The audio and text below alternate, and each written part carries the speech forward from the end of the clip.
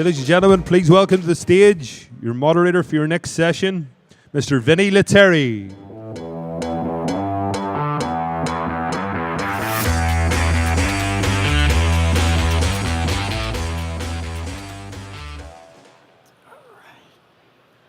Great, thanks everyone for coming out for this panel. Over the next 20 minutes, we're going to spend some time talking to two of the fastest growing companies disrupting the media tech landscape. And so with that, I'd like to introduce our first speaker, Keith Valory. Keith is the CEO of Plex, which is a streaming media app that organizes users' favorite content and streams it to their devices. So Keith, will you join me on the stage?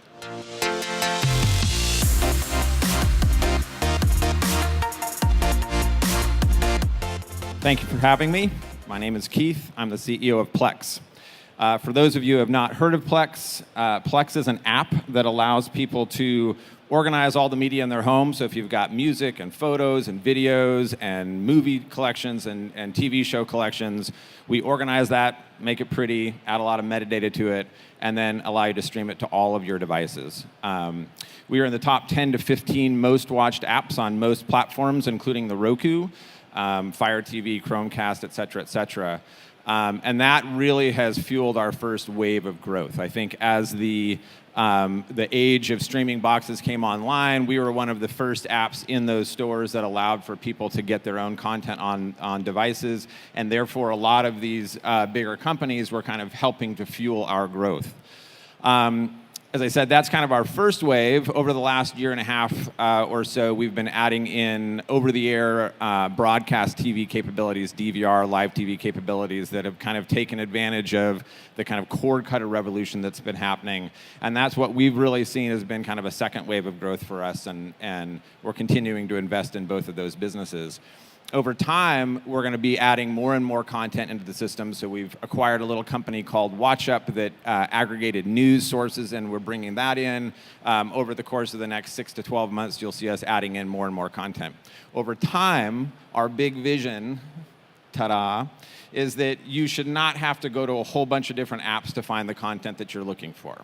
Somebody is going to solve that problem. We want it to be us. We want it to be, you go to one app that you trust and you can customize and personalize, and that always gets you to the content that you want, regardless of which app or device it's on, and it's consistent across all of your devices.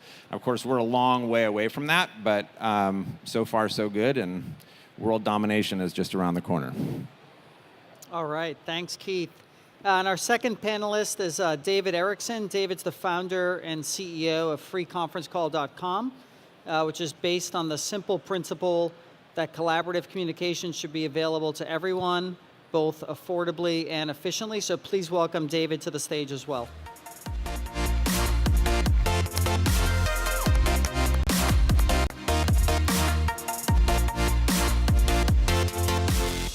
Hi, I'm Dave Erickson. I'm the CEO and founder of freeconferencecall.com. We took a $10 domain name and a greeting on a conference bridge, and we removed the organizer fees out of conferencing. And what happened next was amazing, because without a salesperson in the company, we grew at unbelievable rates. We currently see about 3,000 to 4,000 new customers per day, each day. And we've seen in situations where we've been in the newspaper over something where we collect more than 14,000 customers in one day. We've had a little over 300 million unique users, done over 20 billion minutes of communication in a year, and do about 2 billion conference calls, give or take a little. What we wanted to do was just simply take the organizer fees out of conferencing and see what would happen. And we developed into 800,000 businesses in the United States, but I think the true amazing thing about Free Conference Call was that a lot of people started using conferencing that hadn't used conferencing before. And so we saw a lot of charities. We saw a lot of prayer. We believe we have somewhere around 200 million minutes of prayer on our network each month, and that's about 40 seconds for every person in the United States of America. We've had truckers talk on Free Conference Call like it was a CB radio. We've had policemen do stakeouts where they use free conference call behind the scenes instead of using radios. And so we've seen a number of uses, and that's truly, truly the exciting thing about freeconferencecall.com. All right. Thanks, Dave. Keith, maybe we can start with you. So if you think back to the earliest days of Plex, when did you know that you had really caught something special and that you were going through your first wave of growth? Yeah, good question. So Plex was an interesting start in that it really started as a community of people who were trying to solve this problem for themselves. One of my co-founders, Scott Olakowski, literally he's told the story 1,000 times of how he had a bunch of CDs and music and DVDs around the house, and he's got 5 kids, and he was just trying to organize it and get it on a TV. And that's literally how the whole thing started. He founded some like-minded people on the internet that were interested in solving this problem too. And that was in the kind of 2008, 2009 timeframe. By 2010, there was 200, 300, 400,000 people using the product. And you started to realize, like, this must be this is a problem for more than just a few people. But it really wasn't until about 2012 where we introduced a subscription, right? Until then, it was just, hey, we're solving some problems for people that have an issue, and it wasn't clear the dog could hunt. So when we actually started charging for it and realized, holy crap, something like 17 or 18% of our users would pay a subscription, which in terms of a freemium conversion rate is insane, we realized it's time to quit our jobs and go do this thing full time. That's great. And Dave, if you think through it, when you caught your first wave of growth, how did you make sure that you maintained it on a go-forward basis and didn't lose any of that early momentum? So it was interesting. When I first put the little recipe together, I started to see a take rate, and the take rate continued to grow. And we ultimately had 60 consecutive quarters of growth. So that first wave of growth just kept going. And we had really difficult problems because we were a bootstrap company and we never took any kind of institutional money and we didn't have any ability to get debt. That we actually came to places where, we almost blew up just because conferencing takes infrastructure, network, and when you're growing at those kind of rates, if you don't have ceiling, then you start bouncing calls. And there was literally nothing I could do about it. So I cut all my pay-per-click, I cut everything, but the viral effect that was happening on free conference call just kept charging. And I think it was like 2005, we came dangerously close to not making it through that. And so the way that we maintained it was, we took it really serious. We realized that we had something that was very special. And we took really good time maintaining our partnerships. And so we have to partner with a lot of phone companies in the United States, as well as 70 countries around the world. And it's those relationships and how, we had room to stretch that we were able to make that kind of growth pattern. Yep. And then, Keith, you talked in your intro around sort of wave 2 and then wave 1 and then wave 2 of growth. Can you talk about when you sort of knew you were at an inflection point and you needed to transition from whatever the initial sort of product or service was into sort of wave 2? Yeah, that's a good question. We knew from the beginning that our initial wave wasn't going to be the big one, right? I think some companies and I've been around a lot of other companies, and you've probably seen a lot like this too, where you realize, in fact, there's whole books written on go after a niche, win it, and be awesome at that niche. And we kind of realized early that the concept of managing people's own media in the home probably wasn't going to be a massive business. It turns out, and I was telling David this backstage earlier, it was way bigger than we thought. We took money in 2014 expecting that wave was going to kind of start to ebb. That wave is actually still growing really, really strong. It turns out there's just millions and millions and millions of people around the world that have that issue. But what we were looking at is using that as a means to create a video distribution and beautiful user experience across all these platforms is kind of a wedge in the market, and then add more and more content together. So we kind of started that way, and it took a long time to get there. So it's really just over the last year and a half or so that we're kind of in wave 2. Yeah. And Dave, for you, free conference call has been around for 15, 16 years now. How do you think about growth differently as your company has scaled and gone through different phases of maturity? So we had a great business model, and we were able to enter a marketplace that had been around for a number of years, and so we weren't like the pioneer of audio conferencing per se. We were pioneers of a free model.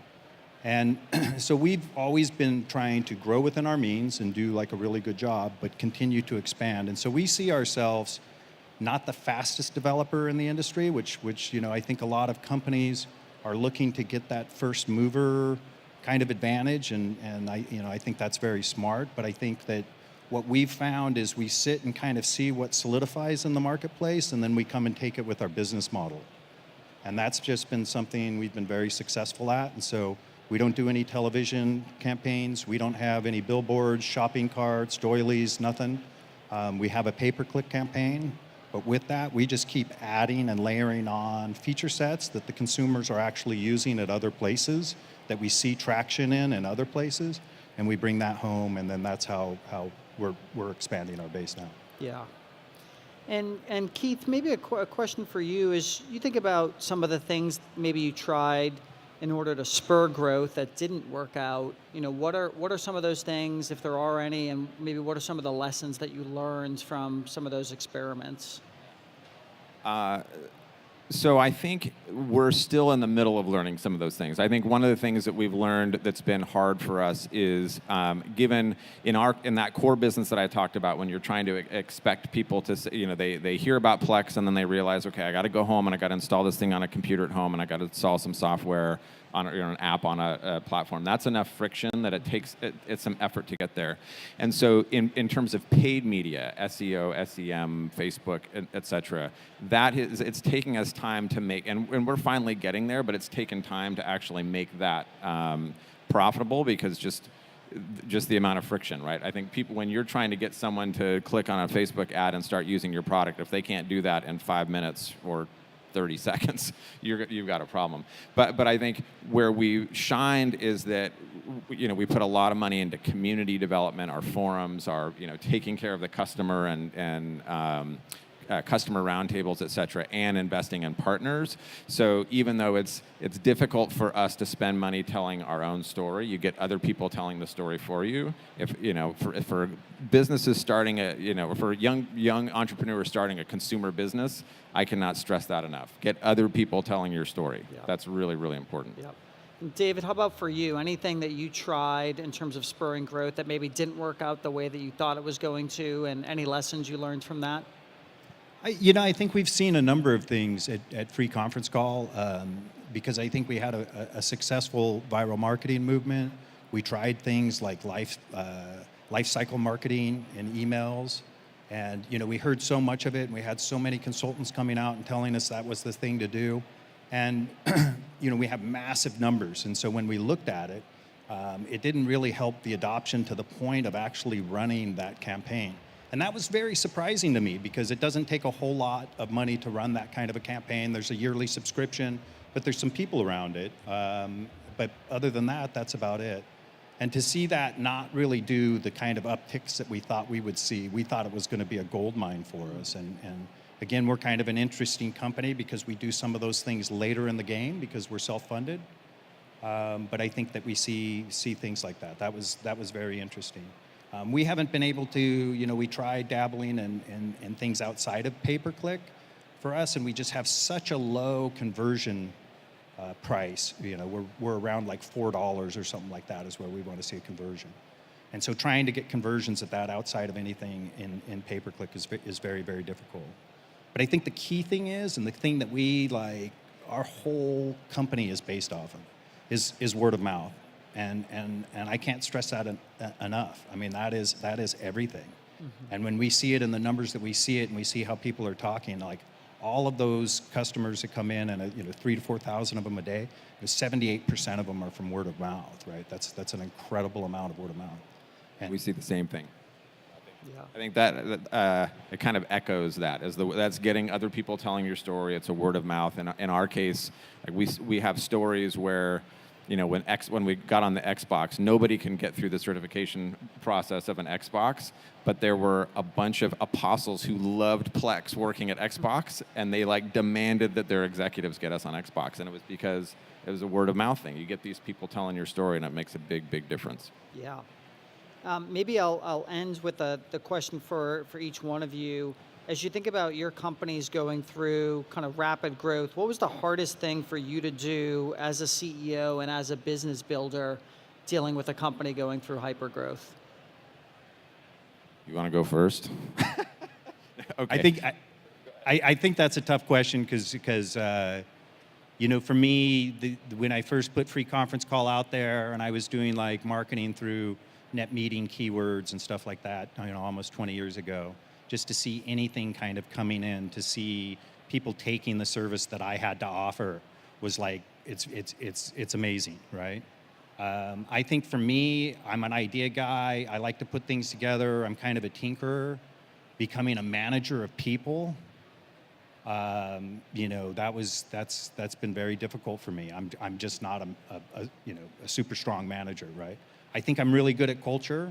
And I think I found my way by letting people and finding people that really want to do what's inside them, that they've got something to do, and let them do it in our place.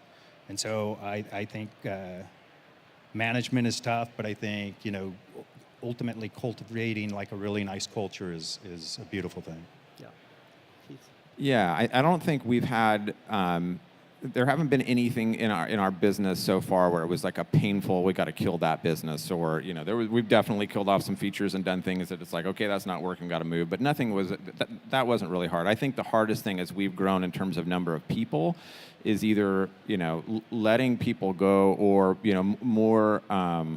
What happens more often is actually limiting duties, like saying, okay, we've gotten to a point where the division of labor needs to change a little bit, and you can no longer do that, and kind of sorting people, and it's the expectations that people have in terms of what they're capable of, and as you grow, some people can be managers, as you said, some people can't, and that's always, I think, the hardest part of growth, but that's every business goes through that, right? So.